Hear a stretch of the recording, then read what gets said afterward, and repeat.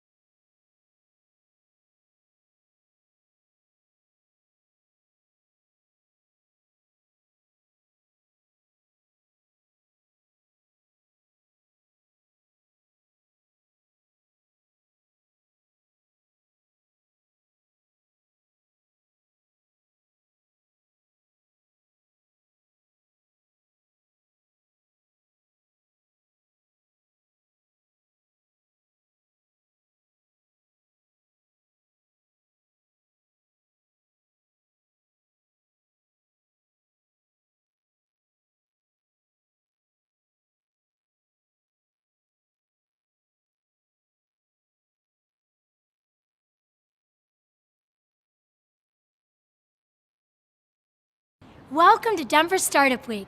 I'm Tammy Dorr, President and CEO of the Downtown Denver Partnership and co-chair of Denver Startup Week. This year marks the 10-year anniversary of Denver Startup Week. DSW has been the catalyst for lots of change over the past decade. And this week, we're coming together to celebrate the past and dream big for the future. We are able to bring Denver Startup Week to this community thanks to our 2021 sponsors. Thank you to our HQ and title sponsor, Amazon, and our title sponsors whose leadership makes this week come to life. Capital One Cafe, Downtown Denver Partnership, Fluid Truck, Hotel Engine, and WeWork. And our track sponsors who have made all of the great content you're hearing today possible, our founder track sponsor, Kickstart, growth track sponsor, Friday Health Plans, developer track sponsor, Quizlet, product track sponsor, Palantir, our designer track sponsor, Battery 621, and the Public Works, people track sponsor, Exactly, and spotlight event sponsor, Strat Labs. Our headline event sponsors are bringing the excitement to the week. Thank you to B-Side Fund, Colorado Public Radio, Comcast, Coors Brewing, Denver Pavilions, Entrepreneurship at the University of Denver, JP Morgan Chase, Method, Moss Adams, Pi Insurance, Promontory Mortgage, Path, Southwest, Tattered Cover, and VF Venture Foundry. Finally, thank you to our partner and member sponsors, all listed on the screen. Please say thank you to these companies as you enjoy our hybrid Denver Startup Week. And don't forget, use the hashtag DenStartupWeek to share your experiences and moments of inspiration on social media. Have a great week. Hello, I'm Sal Gentili, CEO of Friday Health Plans, and we're proud to sponsor the growth track this year at Denver Startup Week. We're a company that just entered a rapid growth phase, so we felt it was particularly appropriate. When my business partner and I started Friday Health Plans 5 years ago, we knew we wanted to create a company that catered to people who bought their own health insurance. The Affordable Care Act was just getting going, and we saw an opportunity to serve a brand new market of health insurance consumers. Independent consultants, startup groups, gig workers, service industry workers, designers, creators, and other independent professionals, like many of you here today. We knew that if we built a health plan that was simple to buy, easy to use, had great customer service, and most of all was affordable, we could compete against the big insurance plans who only focus on serving big companies. After spending 5 years getting into the Colorado market and completing a successful proof of concept, we successfully closed a $50 million round of growth funding earlier this year. We're now about to expand to 3 additional states later this year, hire more than 400 employees to support our growth, and eventually be in more than 10 states by 2025. I wish each of you good luck in your startup and growth pursuits. And as you think about your upcoming health insurance needs, I hope you consider fellow growing startup Friday Health Plans. Open enrollment starts November 1st. Check us out at fridayhealthplans.com.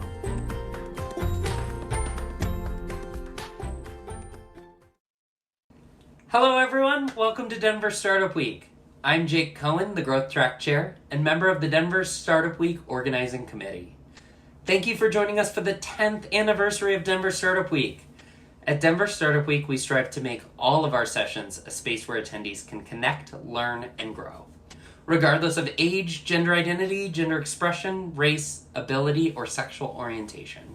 A special thank you to our sponsors for their support in helping us to keep Denver Startup Week free and accessible for all. Thank you for joining us and have a great week.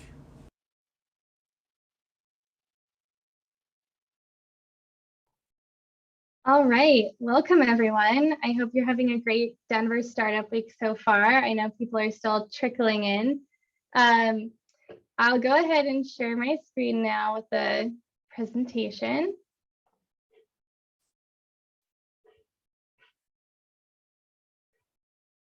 All right.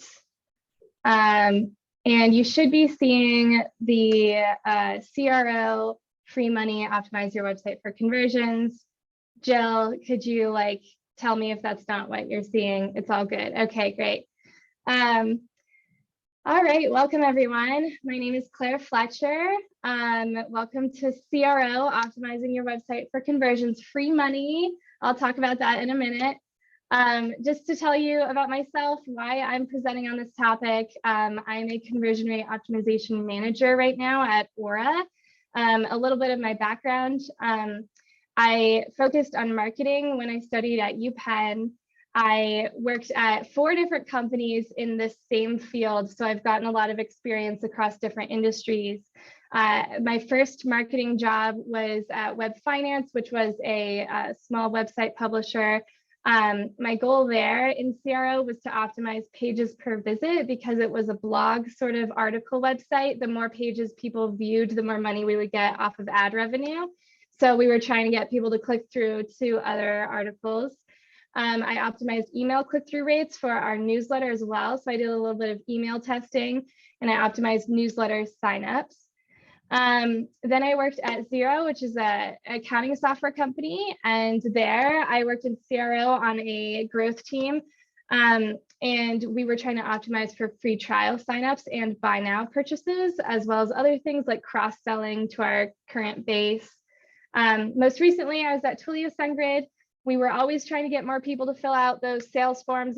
It's a B2B company, tech company. So just trying to get those marketing qualified leads and to get people to fill out those forms across the whole website. And then finally, right now, I'm at Aura.com and working on optimizing our direct-to-consumer landing page purchase rates. So Aura is a one-stop shop for digital security. It's where you can get identity theft protection, you can get antivirus, VPN, for credit monitoring. You can get all of your digital security all in one place. So we're trying to sell that directly to consumers, and I'm working on optimizing our landing pages there. I put my name here on the slide just in case you want to look me up on LinkedIn. Feel free to connect. I just wanted to point out my name doesn't have an I in it. That's kind of unusual, so make sure you spell it that way if you're looking to connect afterward. If you have any additional questions, I'd be happy to talk. Okay, so for the agenda here, I want to go over methodology of conversion rate optimization and A/B testing for more advanced CRO. So if you're doing A/B testing, you kind of need several thousand website visitors a week. as you can imagine, if you only have, let's say, 10 visitors a week, and then 7 people perform, one action, and 3 people don't, that doesn't necessarily mean that that the 7 people were acting, that would reflect the overall market, because it's just small numbers. So anyway, for effective A/B testing, we do have to have a large sample size. So I'll talk a little bit more about that, but what the methodology is for A/B testing. What I want to focus a lot of my time on, though, is practical tips for optimizing your website, whether it's big or small. So we'll go over best practices, what I've seen that just works from the last 4 companies that I've been doing this in. I cringe when some of these aren't followed. So we'll just go over what clearly raises conversion rates.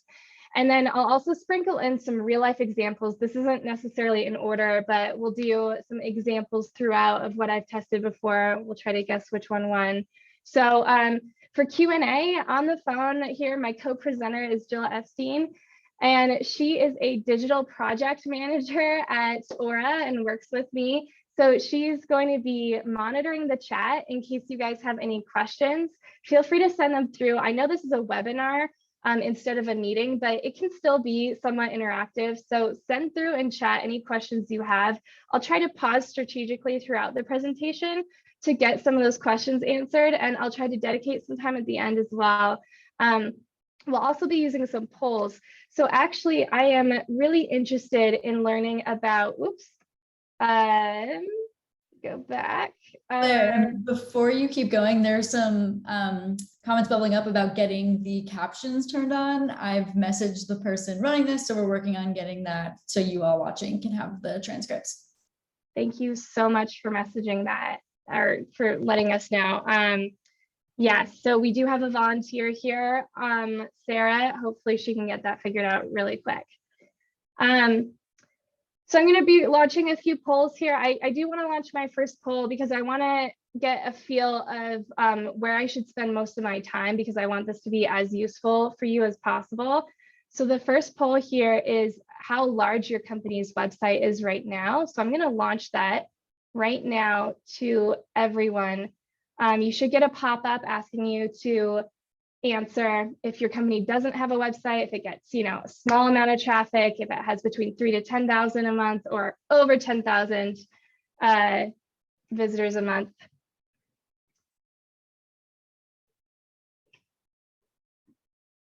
Okay, we're seeing some data trickling in here. Okay, so I'll give it another second, then I'll end the poll. I just wanted to get a feel of where everyone is. It looks like 78% of you fall into the category of your company's website gets fewer than 3,000 visitors a month. So it's a small website, but you do have a website. So that is great to hear. We've got about 20% that have more than 3,000 a month. So that's still a decent chunk. All right, I'll end this poll now and click share results. I don't know if you guys can see those results. All right. So we'll move on here. So I know that I'm going to spend more of my time on the latter half. So also throughout this presentation, we're going to be doing sort of a game show. Which one won? So we'll do some real life examples of tests that I've run, and we'll use those to learn about CRO along the way. So let's get started just with one of these, and we'll do another poll to just kind of see which one you think won. So I'll describe a little bit about this test. At every single company I've been a part of, actually, there's always been this question of, should we have a product image in the top part of our website, or like an image of a person? So on the left-hand side, version A, you'll see people imagery. These are stock photos, so they're just random pictures of people you can find online for free and use.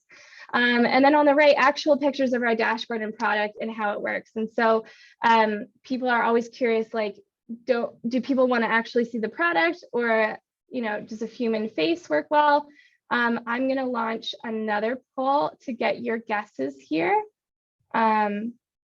And there is an option C So it's either A or B, if which one you think won. C is if you don't think it really has an impact at all. I will launch that right now.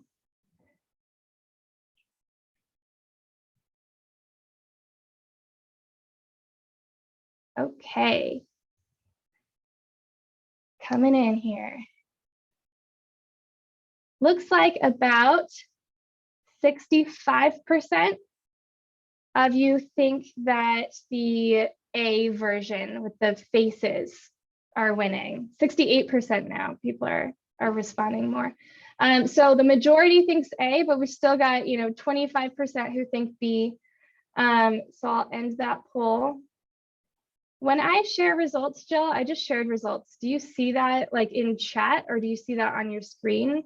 I wasn't sure how that works. It seems like people are seeing them on their screens. On their screen when I'm sharing results. Okay. All right, so I will stop sharing. So the majority of you were correct. So version A is definitely the winner. And I have done this, like I said, across 4 different companies. We've always tested this out. This is always a question that comes up. The truth is human faces sell. There's something about our human psychology that we're drawn to human faces. So, having images of your product further down the page and on product pages so that people really understand and being transparent about your product is fantastic. But right up top, at the top of the page, it's more welcoming to see a human face, and it just works better. So the last company, we ran this kind of test and we saw an 11% increase in signup rates simply by having a person's face there. And we saw 98% confidence with that test. So a very statistically significant test.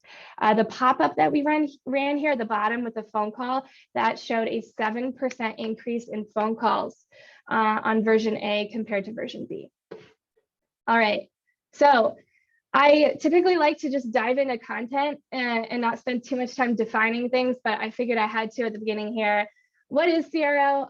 It's the process of improving digital experiences and encouraging users to take an action. So if you look at the bottom there, a conversion rate is number of people who take an action over the number of people who could have taken the action, people who were available to take the action.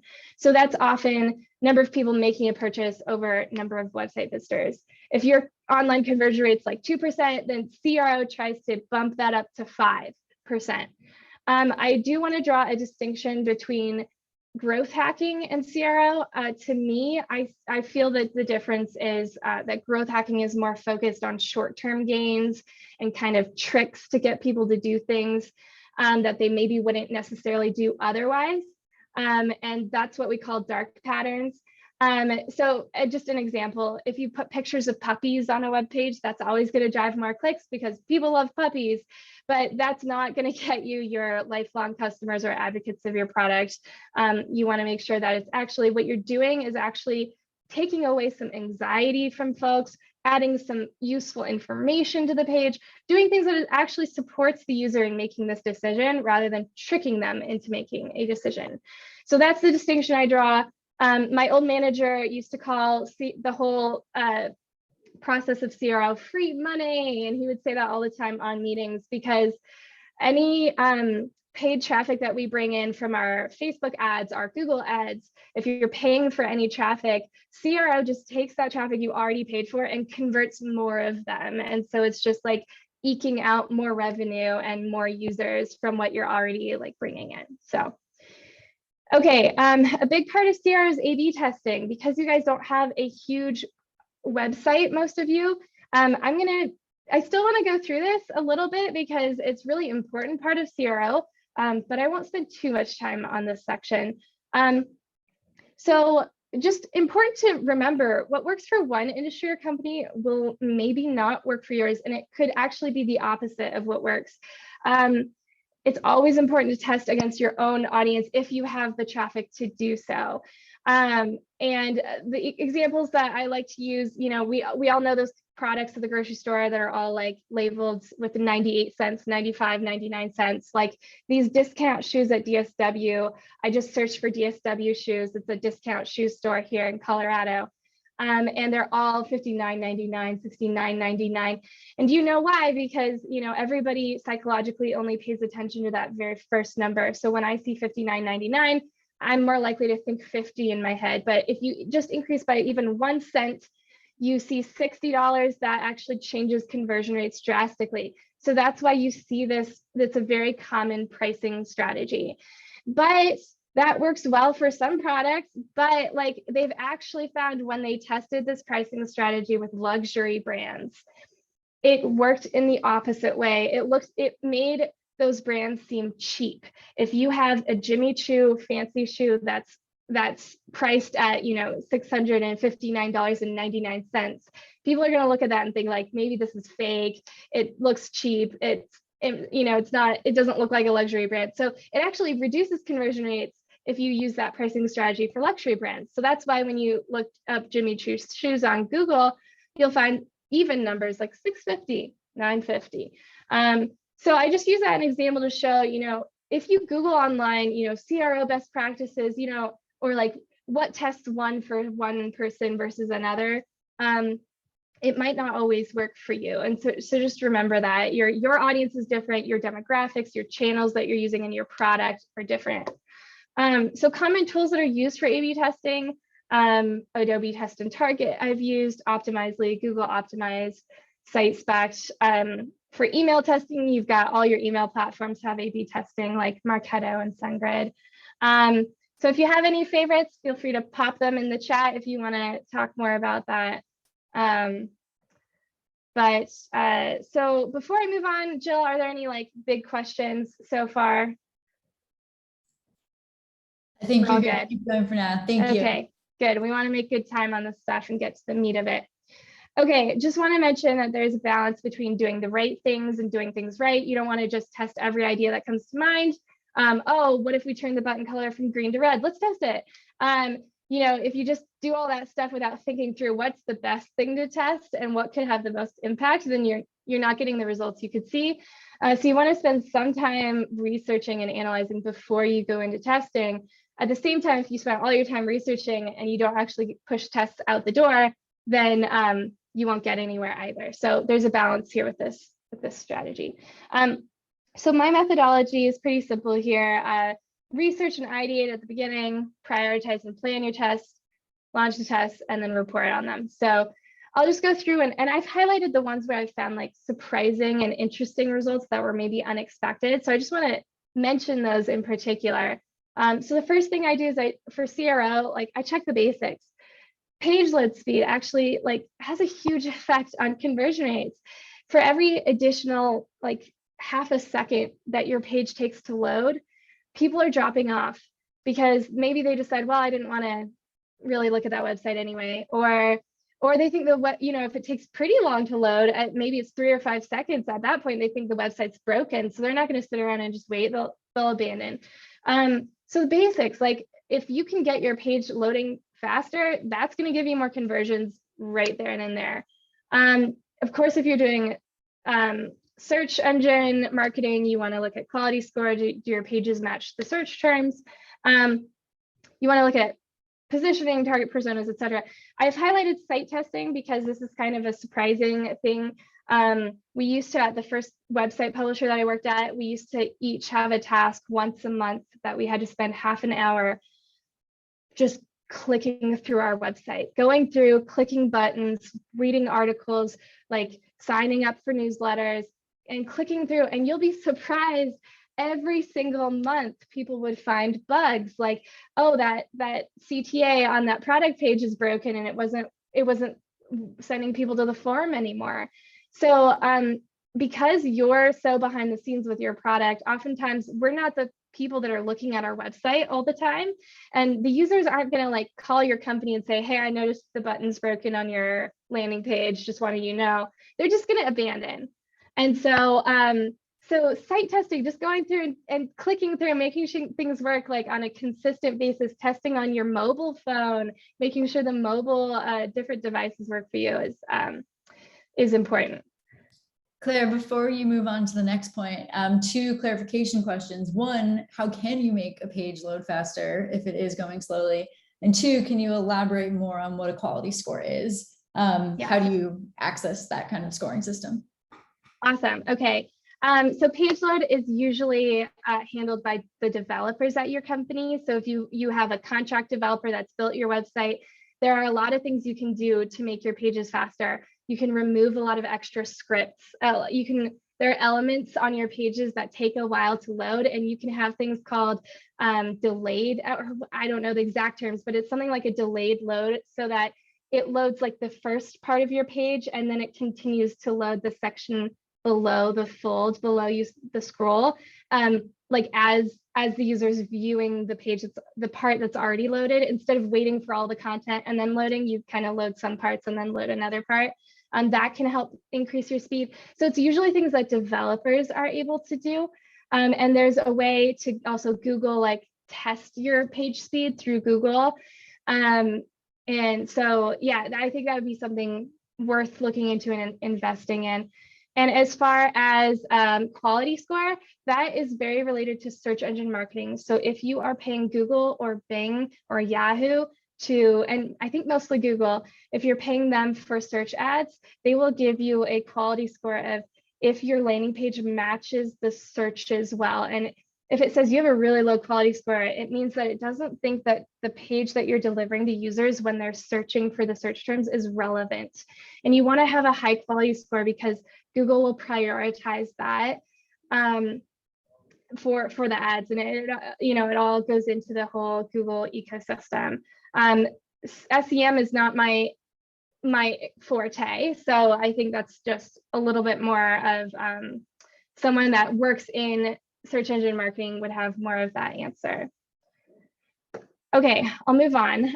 Quantitative data. I always start with looking at Google Analytics or Oryx, SQL, Heap, Hotjar, all these tools that allow you to look at website analytics. So you want to look at what your current conversion rates are looking like. You want to see, and I highlighted returning visitors because there's one time when we found that a certain part of the website was almost only accessed by people who have been to the website before. So there are people that are more invested. And so once we knew that, we split up new versus returning visitors in our Google Analytics dashboard. We could then change the content on there to reflect like people who maybe already know about our product. So give them more additional information, maybe add more pricing information, and that actually like dramatically increased conversion rates. So you can look at your conversion rates across geographies, devices. Like I mentioned, mobile, I found like big aha moments before when we see that some pages, especially pages from Facebook, are almost 90% mobile traffic. And so if you think about it, you're on your desktop probably all day because you're working at your company, you're not on your phone working. Most of the time you're accessing your own website from desktop. So if you're not looking at your mobile version, but then most of your traffic's coming from Facebook, you're really missing what most of your users are seeing.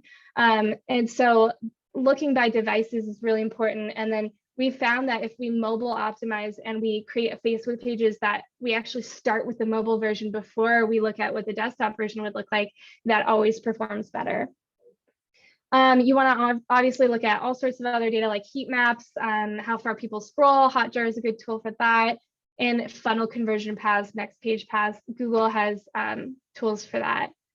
All right, so then I'll talk quickly about qualitative data. Always good to look at what your competitors are doing or what other people in the same kind of sphere are doing with their website. Maybe they know something you don't.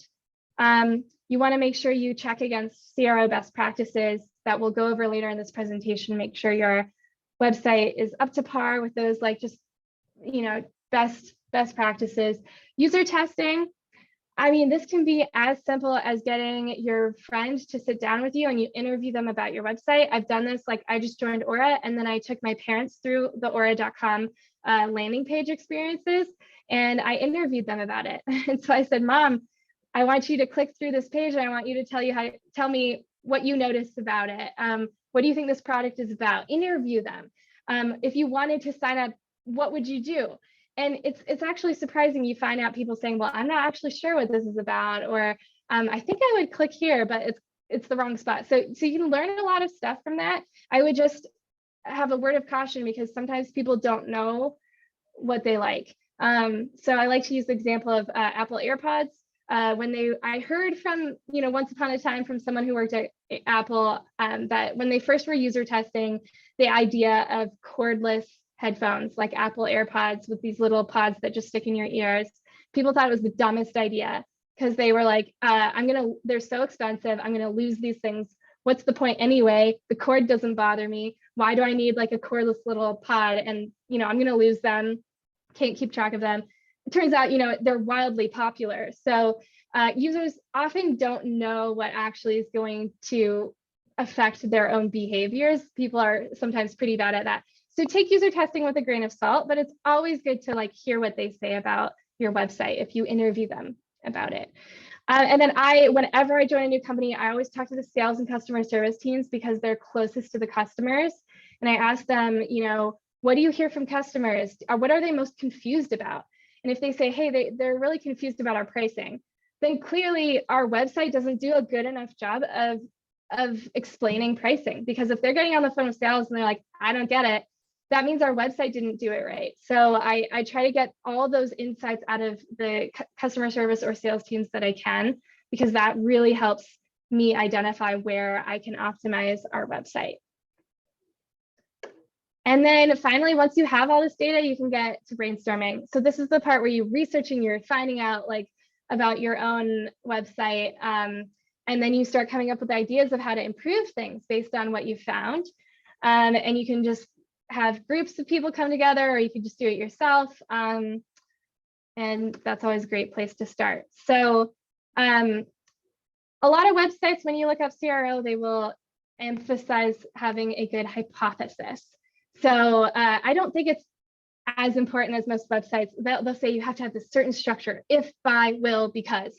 And I think what's most important is you need to know what you're testing, because that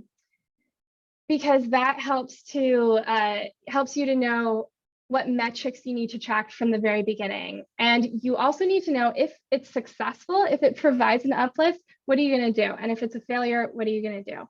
So you need to record that. How do you prioritize things? There's a reach, impact, confidence, effort type of RICE scoring model. And it can look something like this, where you have your ideas and you have, green, red, or yellow for like if the effort's really high, but or if the impact is really high, but the effort's really low, obviously prioritize that one. So there's different models for prioritization that you can use. But I want to breeze through this a bit more quickly. So before you launch your test, make sure to QA everything, calculate the sample size needed, and I'll talk about that in a minute. You want to run it for at least 2 weeks because people can behave differently on a Monday than on a Friday. So you need to have it going for at least a cycle, couple cycles, and keep track of everything. I always take screenshots of what I'm testing, because like in the future, your company might have a different version of the website, but your learnings are still applicable. If you didn't take screenshots, it's hard to then find that to show people what improved conversion rates in the past. So yeah, so quickly just pausing, Jill, are there any like big questions popping up? Oops, sorry. Transcript still isn't working, so some requests just to slow down a tad if possible, because it's a lot of information and I know you're trying to fit it all in. And I just got one that I haven't fully read yet. Sorry. Talking about how you hear from other workshops that using stock photos are a big no-no compared to real photos, and curious to know what your experience has been comparing stock to authentic photos. Yes, I mean, I fully agree. Authentic photos are way better. And at my last company, we did use authentic photos, but it was something like an employee, picture of an employee that we had on our website. I do think it's much better because people can Google search your stock photo and then find that it's everywhere. Or you could see the same dude that's representing your brand, like on, a brand that you wouldn't want associated with your company. And so you can have that like same guy on, a brand that you wouldn't want. So yeah, I completely agree with that, 100%. All right, yes, I will try to slow down. I think this part I was trying to breeze through quickly because y'all don't have those large websites to be able to do A/B testing. So here we'll have another poll. I'm going to relaunch, but this one is just on the left-hand side. We had a version of our page with text and bullet points, and on the right we added a video that our marketing team produced to talk about the product. And so with the video there or not having the video there, what do you think performed better? I'll just quickly launch this poll now and see as if you don't think it made a difference.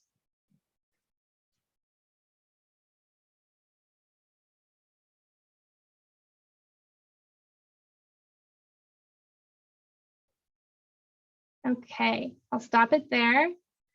We're seeing about 70%, 67% think that B is the winner with the video on there. So yeah, this was a simple test, and I'll move on here. So when we tested this, we found that adding the video increased sign-up rates by 12% with a 99% confidence. So that was a very high confidence test as well. People who clicked on the video were 196% more likely to convert, but not many people clicked on the video. So I think we had something really small, like less than 1% of the traffic actually clicked on the video, but those that did were much more likely to convert. Also, just having a video there sometimes can make your brand seem more reputable, because if you have the resources to create a video describing your product, you're probably a legit company. So I do see how this would probably provide uplift most of the time, but I don't have this in my best practices section because this is one of those things that sometimes adding a video can detract, because sometimes people do want to have more content that they want to read through. So I think it just does depend a lot on your audience and your product and how well you're able to produce the video and things like that. But this one, we definitely saw the winner. So you guys were absolutely right. I'll just mention quickly stat significance. The reason why I say that you shouldn't usually be focusing on A/B testing unless you have several thousand visitors a week is because to get, so statistical significance is the likelihood that the result you're seeing through the test is the true difference. So, you know, if I flip a coin 100 times, I expect to see 50 heads, 50 tails.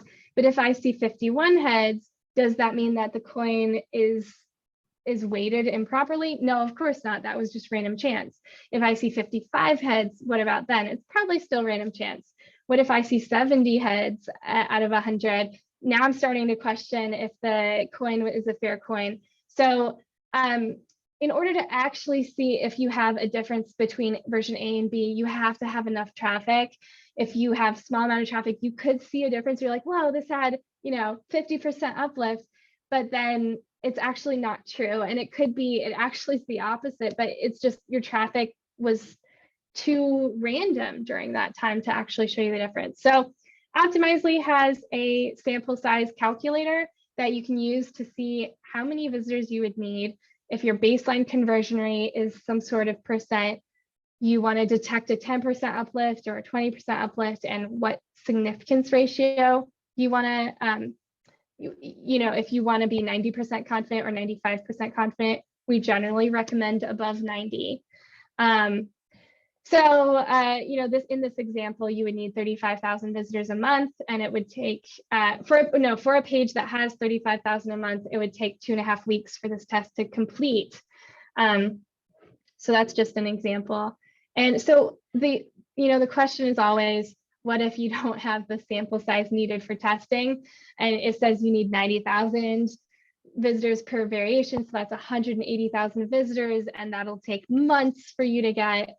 So what do you do if that's the case and you still want to do an A/B test? Well, here's the things that I suggest. So one, you could just implement your idea. especially with no-brainers. If it's like, well, I think that, adding a discount to the page will improve conversion rates, but maybe I should test it. Well, maybe not. Maybe just add the discount. It's obvious. Discounts are going to improve conversion rates. So in this case, just implement it if it's kind of a no-brainer. Two, maybe think bigger. So if you've got a test and you're just trying to test a color between red and green, maybe that's not expected to drive a 50% uplift. And when you put it in the sample size calculator, it comes out with this really large sample that you need. Think of bigger things to test, because bigger things have more of an impact. And so if you expect to see 100% uplift, you can get statistical significance a lot faster. So think of larger things to change. Instead of changing one word, change the entire tone. Instead of just testing one image versus another, you can test like the idea of product imagery versus people imagery across your whole page, so make the whole change. You can also test across multiple pages. So if you have the idea that, hey, I really think that, adding a form, or that's not a good example. I think that, let's use that people imagery example again. I think that will perform better. Don't just test it on one page, test it on every single page you have. And that way you get more traffic into that test, and you can add like the results together. So that's something you can do to get traffic.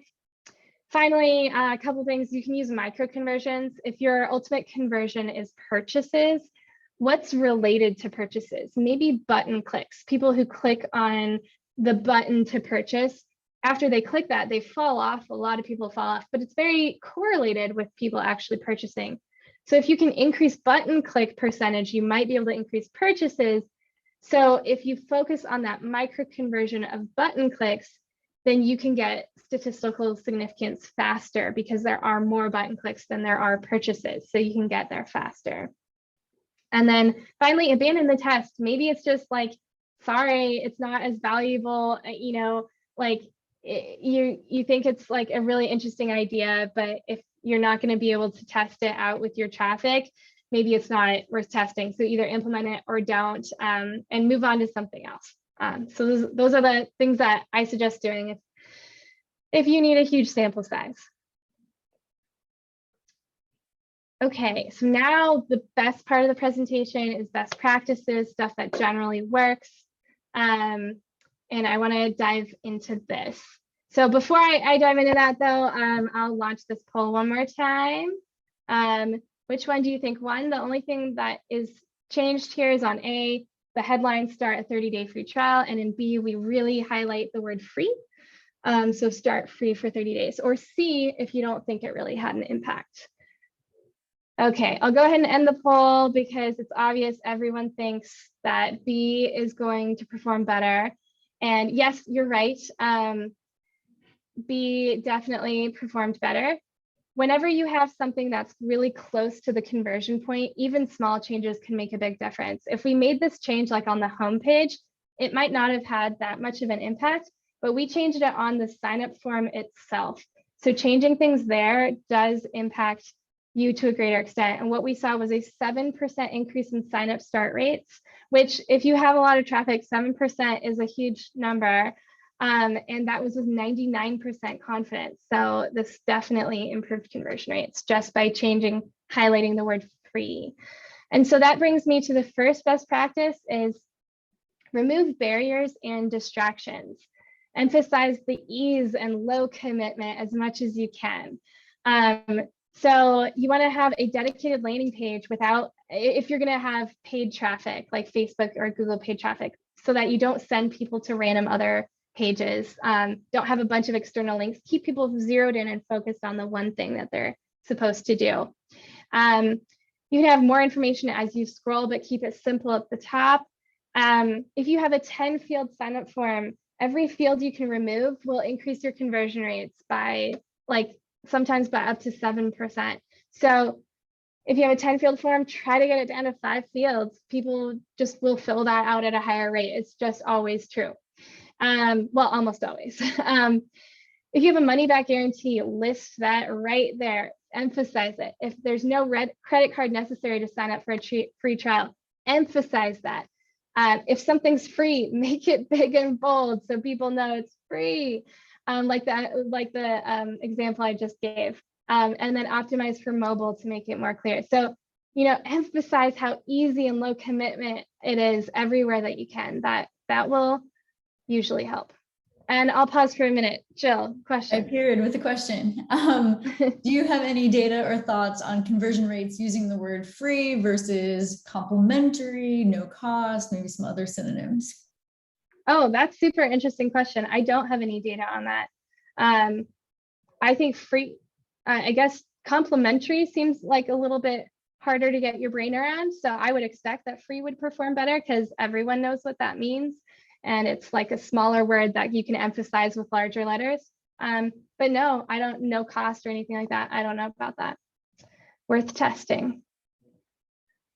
Okay, next one. So here we were testing out, trying to get people to put their email in to see if they had been breached. On the left, we had an example, a headline of, Facebook had 533 million phone numbers stolen. And on the right, we had this giant number of over 601 million records breached in 2021. So which one do you think encouraged more people to put in their email address? I'm going to relaunch this poll.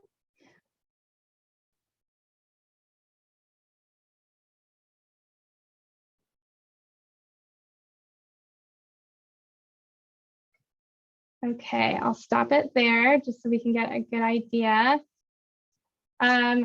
Yay, I'm excited.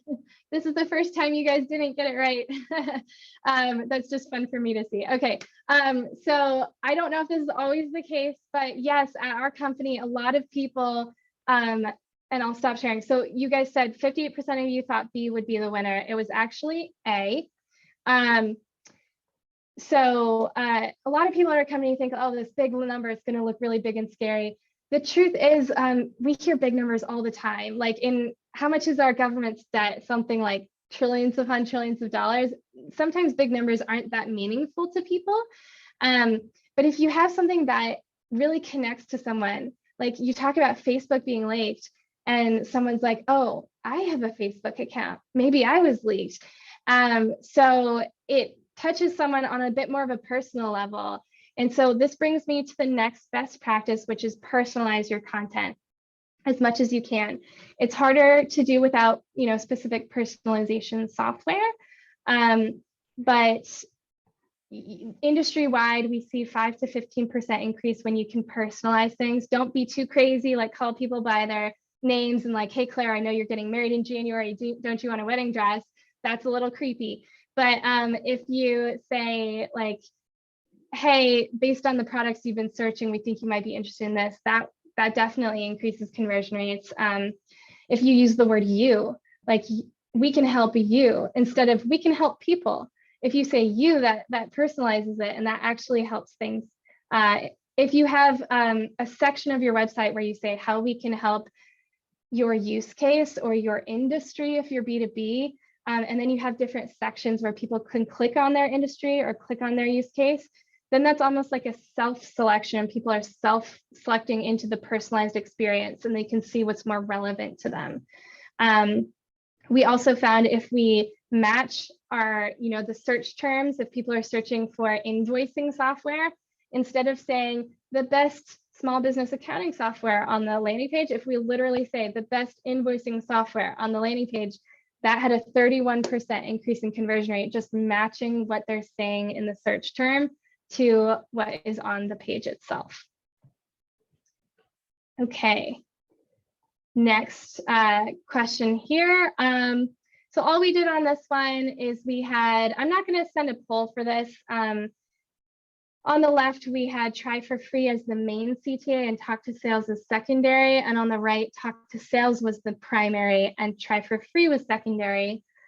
Just background on this, I'm not going to launch a poll because it's very dependent on our audience. So our audience was very likely to enter the try for free flow, but we weren't getting as many people talking to sales. But at the same time, we don't want to decrease people going through our free funnel. So we were trying to see, can we get more people talking to sales, but still keep the same conversion rate for talk to free. And the truth is that did work. People are so motivated to go into our try for free funnel that even if it wasn't emphasized, they still clicked on that. But the talk to sales button being highlighted had more people click on that. We had 142% increase in people clicking on that talk to sales button versus before. So you can see here how much of a difference it makes if it's the first button and if it's like a contrasting color versus a secondary color, because that just changing it to the left and contrasting the color had 142% increase in clicks. So small things can have a big difference as well. So that brings me to pay close attention to styling. I'll just finish this thought and then I'll go to Jill's question. So make sure you have 1 to 2 action-oriented CTAs that start with a verb, like start for free, try now.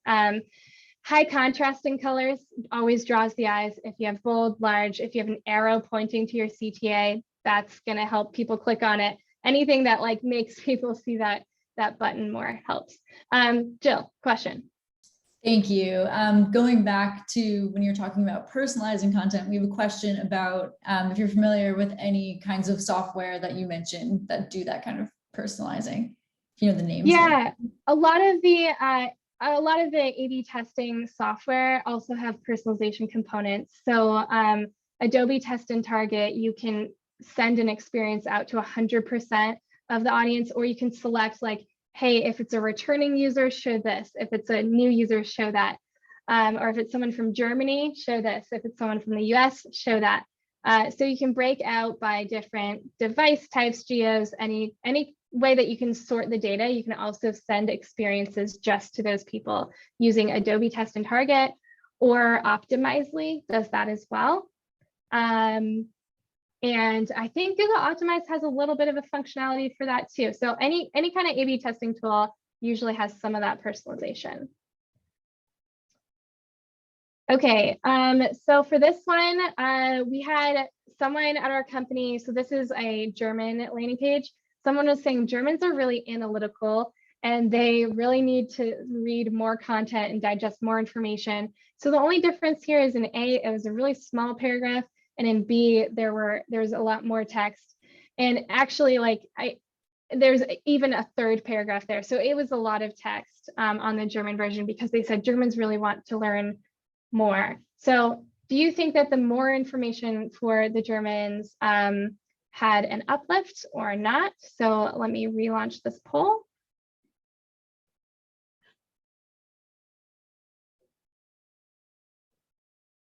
Okay, cool. I'll end the poll because we have a good result here already.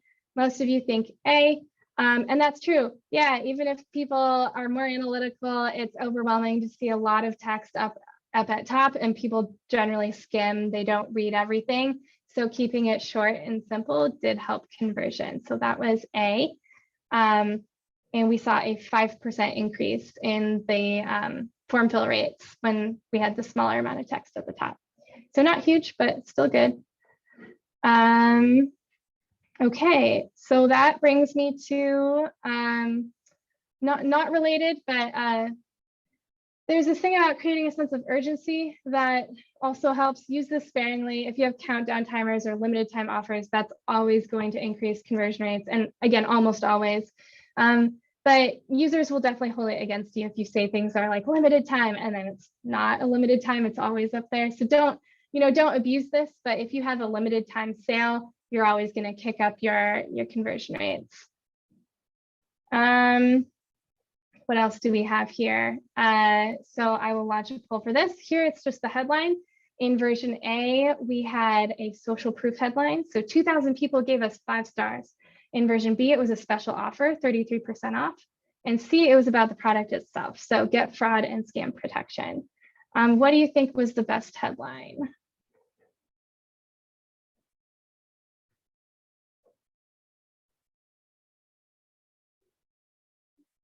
All right, most of you think the discount. We saw about between A, B, and C, 50% thought the discount. So those are the results there. And not quite, actually.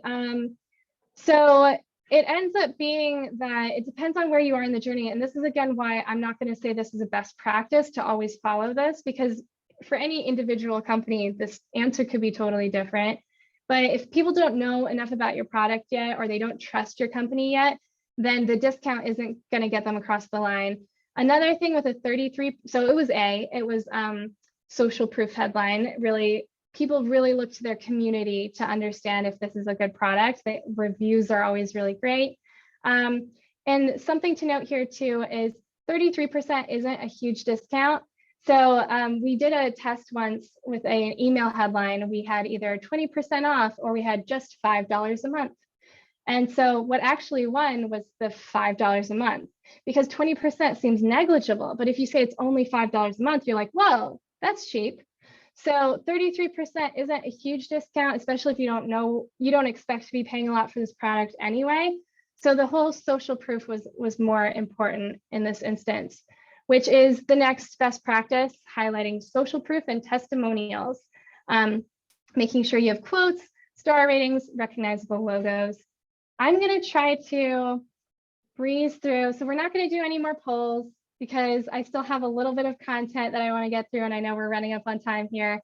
Okay, so here we have a 5-step form on the left, or a 6-step form, and on the right we have just all of it in a single page. So we thought maybe it's simpler just to have everything on a page instead of going through step by step by step. But the truth is here that we saw a 38% drop in form completions when we went to the single page, because that's just overwhelming to see that all at once. And having it chunked out sometimes can help you. In other cases, if you do it really well, single page can work for you, especially if it's like accordion style and it doesn't look overwhelming. And if your form is really small, single page can be better than breaking it up. But in this case, B was much harder to get through than the broken up system. Okay, then this also had a progress bar, and that relates to being transparent. Have some progress bars, a section on how it works, maybe a competitor comparison chart. Just be transparent. Like, look, we're better than our competitors in these 3 ways. Like, look at it. Put your value propositions. Talk to users as if you talk to them if you were at a coffee shop. Like, they just want to hear why you're better and why they should buy you. So, and then provide site security assurances. So anytime you can add like a protected by McAfee, or like an image of a lock, or, you know, your data is secure with us, anything like that will almost always increase conversion rates as well. If you put that right underneath the button, so people feel comfortable clicking the button, they don't feel like they're putting their security at risk, that generally performs better. And last thing here, a nice tidbit from a friend of mine who works in CRO as well. Do you think that the loyalty card where you have to get 8 stamps to complete would, users would complete that more, or a loyalty card where you have to get 10 stamps, but 2 stamps are already pre-filled out for you? So this is really interesting because this one like wins by far, even though it's 10, it's the same thing. You have to get 8 stamps, right, in either one, but you feel like you're already along the progress, like if you have 2 stamps already filled out for you. And so that idea really translates to your website as well. Get users through the door, like step by step as much as you can. And once they feel at least somewhat committed, oh, I've already come this far, I guess I could give my password or my credit card info because I've already given all this other info. That can help you out too, like piece by piece. I know there's not much not time for Q&A, but let's open it up and see. I don't know if they'll let us run over a little bit on this meeting, but what other questions do we have coming in? 2 more currently. Okay. The first is, if you are a new business, given the importance you were mentioning of social proof and testimonials, what approach do you recommend if your company doesn't really have a history quite yet? That's great. So there are review websites like Trustpilot where you can ask people to review you on there just to get a little bit of a star rating somewhere online. You can also incentivize people with like a $10 gift card just to give her a Google review. And you can say, for an honest Google review. I know companies that do that all the time just to get more quotes online. I think reviews are super important, so I'd say it's worth spending some money on. Thank you. This next question is going back to fields in a form. And so whether we're talking about a single form or one with steps that you showed, is there an ideal number, like 5 for each step or fewer than 5 for each step? So the ideal number is as few as possible. If you just have one field that's an email address field, that will get filled out much more than if you have 2, and that'll get filled out more if you have 4. So as small as you can get, but companies have different requirements. Like our company, we have to ask for people's social security number in order to monitor their identity through our ID theft protection services. So there's a certain number of like things we have to ask as you're signing up for the product. But as much as you can reduce that, like one field is ideal, right? But if you need more info, like your sales team actually really needs to know what industry they're in, then go ahead and add the industry question, but as little as you can make it. Thank you. Those are all the open questions I have here right now. Lots of comments in the chat that people are digesting. This is great information. Thank you. All right. So back to the top slide, I guess. Just if you want to connect on LinkedIn, I'm sorry that this was a bit rushed. I didn't realize that this presentation would take a bit longer than expected. Feel free to request on LinkedIn. I'm sure that this recording will be available through the Denver Startup Week YouTube shortly. They are recording this, so you can always go back and refer to this info again. Okay, nothing else popping up? Okay, all right, I'll stop sharing now. And thank you so much for attending, guys. I had a really good time. Thanks, Claire. One question, what's your LinkedIn? But I'm sure if people search you, they can find it, unless you want to put the link in the chat or something. Yeah, let's see. I guess I could find the link.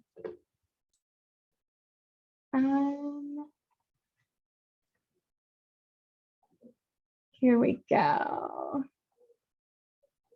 Claire Fletcher 14. I guess I have the number 14.